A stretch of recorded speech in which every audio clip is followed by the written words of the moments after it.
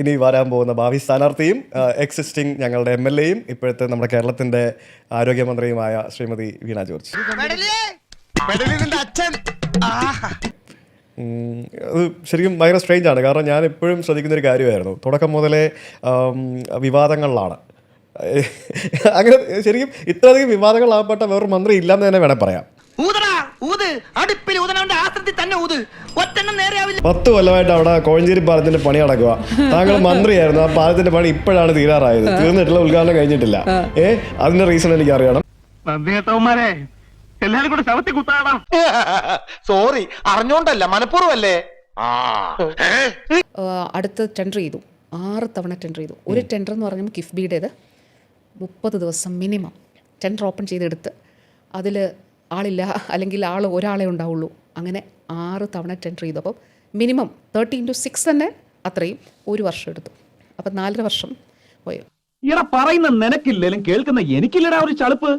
ഈ കത്രിക കേസിൽ എന്താണ് അന്വേഷണം ഇപ്പം നടന്നത്?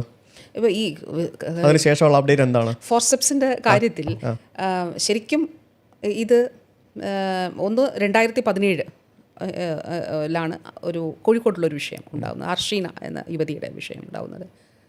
ഇത് രണ്ടാമത് ഉഷ ജോസഫിൻ്റേത് കഴിഞ്ഞ നിയമസഭാ തെരഞ്ഞെടുപ്പ് കഴിഞ്ഞ ശേഷമുള്ളത്. പുതിയ മന്ത്രിസഭ സത്യപ്രതിജ്ഞ ചെയ്തില്ല. വാസ്തവത്തിൽ ആ സമയത്ത് നിങ്ങൾ പറഞ്ഞത് ശരിയാണ്.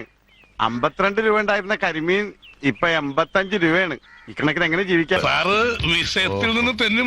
പക്ഷെ നമ്മൾ കേൾക്കുന്നത് എന്താണ്? കേരളത്തിൻ്റെ സർക്കാർ ആരോഗ്യ മേഖല തകർന്നു, വെന്റിലേറ്ററിൽ.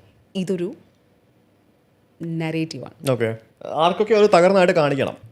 അതിന് പിന്നിൽ എന്തോ ഒരു ഗൂഢാലോചന ഉറപ്പായിട്ടും കാണിക്കണം. അപ്പോൾ ഈ ഒരു മരുന്ന് ക്ഷാമം എന്നുള്ളത് നമ്മളിപ്പോൾ ഞാൻ തന്നെ എല്ലാവരും ഡോക്ടേഴ്സിനോട് പറയും, നിങ്ങൾ അതിലൊരു കൃത്യ മോണിറ്ററിംഗ് ഉണ്ടാകണം. ഡോക്ടേഴ്സ് എല്ലാം തന്നെ ഇത് മേൽനോട്ടം വഹിക്കണം. ഏതെങ്കിലും ഒരു 30% ഏതെങ്കിലും ഒരു മരുന്ന്, ഇപ്പോൾ പ്രമേഹത്തിനുള്ളൊരു മരുന്ന് 30% ഇനി ശേഷിക്കുന്നുള്ളൂ എന്ന് വെക്കാം. 30% ആകുന്നതിന് മുൻപ് അറിയിക്കണം, വെയർ ഹൗസിൽ മരുന്ന് സപ്ലൈ ചെയ്തിരിക്കണം. അപ്പോൾ ഇതിപ്പോൾ ഒരു കണ്ടിന്യൂസ് സപ്ലൈ എൻഷുർ ചെയ്യുന്നു. ഈ മരുന്ന് സ്റ്റോക്ക് ഔട്ട് ആവുന്നത് ഇവിടെ പ്രവർത്തിക്കേണ്ടവർ പ്രോപ്പറായിട്ട് പ്രവർത്തിക്കാത്തതുകൊണ്ടല്ലേ? ആണ്, തീർച്ചയായിട്ടും അല്ലേ? അതെ. അപ്പോൾ അത് പർപ്പസ്ഫുള്ളി ചെയ്യുന്നതായിരിക്കുമോ?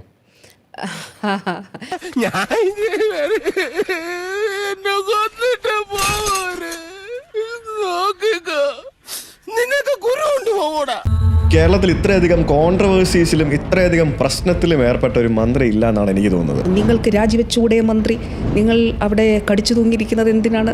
നിങ്ങൾക്ക് ലജ്ജയില്ലേ? നിങ്ങൾ ഇറങ്ങിപ്പോകൂ. ടാർഗറ്റ് ചെയ്ത് ആക്രമിക്കുന്നതായിട്ടൊക്കെ തോന്നാറുണ്ട്. ഉറപ്പായിട്ടും തോന്നിയിട്ടുണ്ട്. ആര് പറയുന്നു? ഞാൻ കേട്ടിട്ടില്ലല്ലോ. അസൂയ കൊണ്ട് പലരും പറയാറില്ല, അതുകൊണ്ട് ഞാൻ സ്വയം പറയുന്നു.